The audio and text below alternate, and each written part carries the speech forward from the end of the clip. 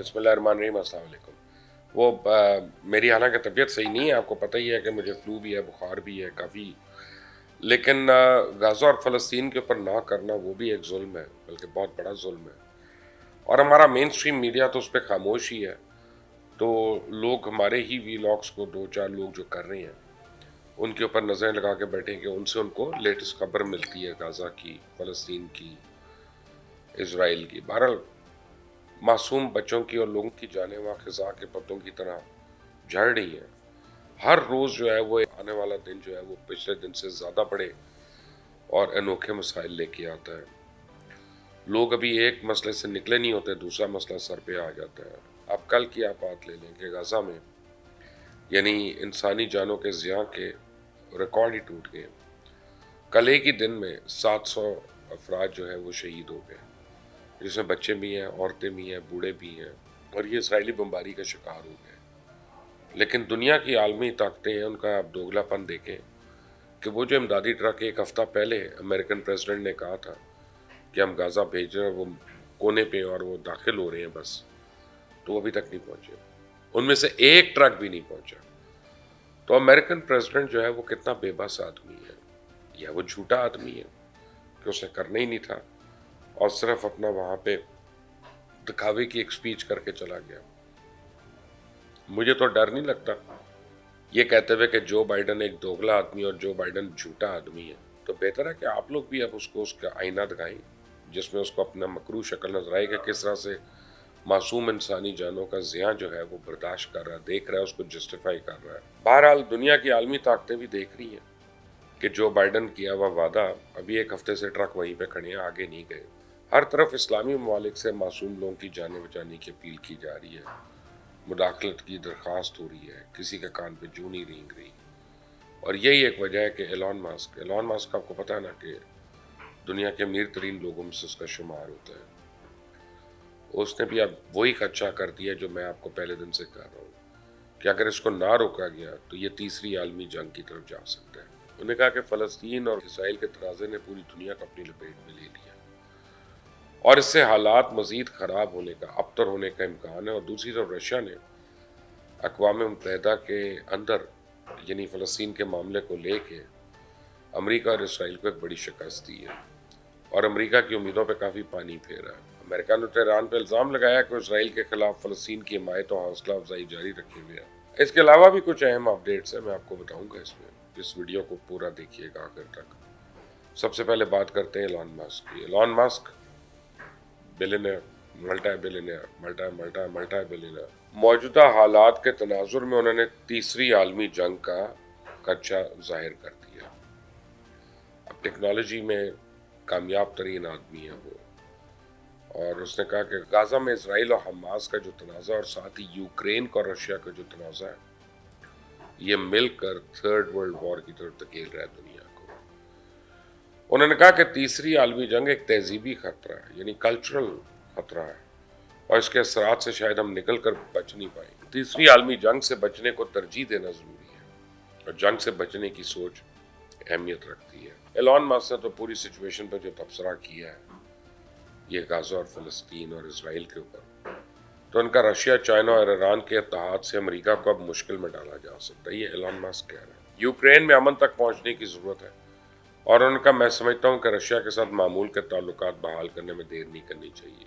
यानी जो बॉयकॉट किया हुआ है, जो आपने उसका हर तरह से आपने उसको कॉर्नर किया हुआ है। अब ये एक अहम सवाल है कि इस तनाज़े को रोकने की कोशिश में हम किस हद तक कामयाब होते हैं, क्योंकि मुज़ाकरात को कामयाब करने के लिए दोनों ताकतों या हरीफों का बराबर होना तो ज़रूरी है। मेरे ख्याल में इस वक्त रशिया, ईरान, चाइना, इनका इत्तेहाद जो है ज़्यादा ताकतवर नज़र आ रहा है। आपको याद होगा ना, जिस दिन हमास ने इसराइल पर हमला किया था, मैंने उसी दिन कहा था कि यह हमला हमास ने सिर्फ इसराइल पर नहीं किया, बल्कि अमेरिका और पूरी दुनिया में फैले हुए उसके मफादात के ऊपर हमला है। और अब आहिस्ता आहिस्ता पूरी चीज़ें खुलकर सामने आ रही हैं। अमेरिका की इराक, अफगानिस्तान और शाम में मुदाखलत से ही मामलात सारे ख़राब हुए और इस लेवल तक पहुंचे। फ़र्क बस इतना है कि रशिया और चाइना तब इस पोजीशन में थे नहीं, यहाँ पे जवाब देने के लिए मुनासिब वक्त का इंतज़ार कर रहे थे। तो अमेरिका की इस जंग में पहली गलती کہ وہ یہ سمجھتا رہا کہ اسرائیل کو طاقتور کرنے کے بعد وہ پورے مشرق وسطیٰ کو کنٹرول کر سکتا ہے، مگر رشیا نے اس کے مقابلے میں ایران کو میدان میں اتارا اور ایران کو خوب مدد فراہم کی، جس کے نتیجے میں ایران چند سالوں میں مشرق وسطیٰ کی کسی بھی فوجی طاقت سے بڑی طاقت بن گیا۔ اب اگلا مرحلہ جو تب شروع ہوتا ہے جب امریکہ عرب ممالک اور اسرائیل کے سفارتی تعلقات کو شروع کر کے نہ صرف اپنے کاروبار اور معیشت کو وسیع کرنے کی کوشش کرتا ہے بلکہ عرب ممالک میں اسرائیل کی بادشاہت کا خواب بھی دیکھتا ہے۔ لیکن 7 اکتوبر کو صبح امریکہ، اسرائیل اور اس کے ہمنوا عرب حکومتوں کے تمام خواب اور ان کی تعبیریں جو ہیں وہ چکنا چور ہو گئیں اور ایک تنظیم کے ہاتھوں زمین بوس ہو گئی۔ اگر کل اقوام متحدہ کی اجلازی کارروائی کو دیکھیں تو لگتا ہے کہ اب سب کچھ امریکہ کی مرضی سے نہیں ہو سکتا اور اسے ہر صورت چائنا اور رشیا کی مرضی شامل کرنا پڑے گی۔ فلسطین اور اسرائیل کے معاملے میں پیش کی جانے والی قرارداد اور امریکن موقف کو رشیا نے مسترد کر دیا اور یہ واضح کیا کہ جب تک جنگ بندی نہیں ہوگی، فلسطینیوں پر اسرائیلی بمباری کا سلسلہ ختم نہیں ہوگا، تب تک اس معاملے پہ کوئی بات چیت نہیں ہوگی۔ تو ایلون ماسک کے کاروباری مفادات امریکہ اور ہم اسرائیل کے ساتھ جڑے ہوئے اور دنیا میں سوائے اسلحے کے تاجروں کے علاوہ کوئی بڑا تاجر نہیں ہے۔ اسلحے کے علاوہ کوئی بڑا تاجر یہ نہیں چاہے گا کہ دنیا میں جنگ لگے یا دنیا کے حالات خراب ہوں۔ اب اس قسم کی مجبوری جو ایلن ماسک کی بھی ہو سکتی ہے یا ایلون ماسک کی، کیونکہ فلسطین اور اسرائیل کی جنگ کو لے کے ابھی تک فریقین جو ہیں وہ میدان میں پوری طرح اترے بھی نہیں، لیکن اسرائیلی معیشت کو شدید نقصان پہنچ گیا اور خود امریکن معیشت کو اس کا اثر محسوس ہونا شروع ہو گیا۔ تمام تر امریکی خدشات، تحفظات اور خواہشات کے باوجود یہ جنگ رشیا اور چائنا کی مرضی سے ہی ختم ہوگی اور ان کی مرضی سے جنگ ختم ہونے کا مطلب ہے کہ امریکہ اور اسرائیل کو بہت سی چیزوں سے دستبردار ہونا پڑے گا۔ اور اگر امریکہ کا ماضی دیکھا جائے تو امریکہ کو عادت نہیں کوئی دوسری یا ممالک کی بات مانے یا ان کے مفاد کو اپنے مد نظر رکھے۔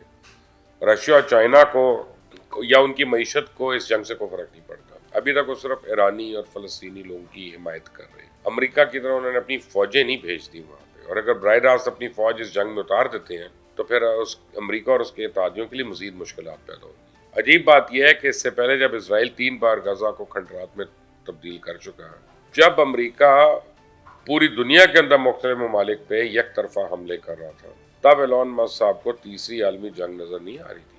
اب جبکہ رشیا اور چائنا نے فیصلہ کر لیا کہ انہوں نے فلسطین کی مدد کے لیے آواز اٹھانی اور کھڑے ہونا ہے، تو ایلون ماسک کو تیسری جنگ عظیم کے خطرات منڈلاتے نظر آ رہے ہیں۔ باقی ایک مشورہ میری طرف سے بھی ہے کہ جس طرح حماس نے امریکی اور اسرائیلی یرغمالیوں کو رہا کر کے امن میں پہل کی ہے، تو امریکہ اور اسرائیل کو چاہیے کہ اس موقع کو غنیمت جانتے ہوئے جنگ بندی کی طرف آ جائیں۔ ابھی بھی کچھ نہیں بگڑا، کہیں ایسا نہ ہو کہ بہت دیر ہو جائے۔ اقوام متحدہ کے سیکرٹری جنرل کی طرف سے فلسطینیوں سے اظہار یکجہتی اور اسرائیل کے مظالم کے خلاف کھل کر بولنا اس بات کا ثبوت ہے کہ ریت اب امریکہ کی مٹھی سے آہستہ آہستہ پھسل رہی ہے اور دنیا پر اس کی گرفت جو ہے کمزور ہوتی جا رہی ہے، کیونکہ ماضی کو دیکھا جائے تو امریکہ کا موقف ہی اقوام متحدہ کے جنرل سیکرٹری کا موقف ہوتا تھا، لیکن اس بار امریکہ کے ساتھ اتر بھی ہاتھ ہو۔ اور پھر جیسا کہ علامہ اقبال نے کہا تھا نا کہ ایشیا خود اپنے حق کا پاسباں ہوگا، تو شاید ایشیائی طاقتوں کا اب اس بات کا ادراک ہو رہا ہے کہ انہیں اپنے وسائل کی حفاظت کرنی ہے۔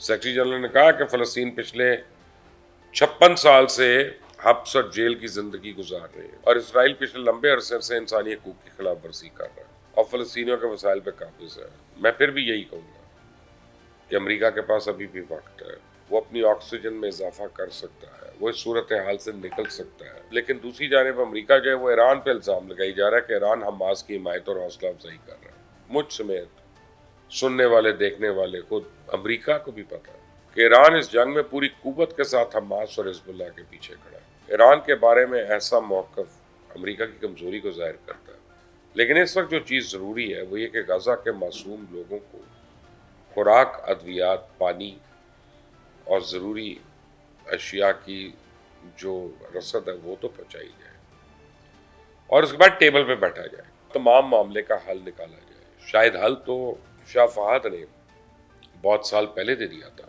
اور 2 اسٹیٹ تھیوری جو انہوں نے بتایا تھا، اب اس کو مانے بغیر آگے نہیں چلنی پاتی ہے۔ آپ کی اس میں کیا رائے ہے مجھے ضرور دیجیے گا۔ Until the next time، اللہ حافظ۔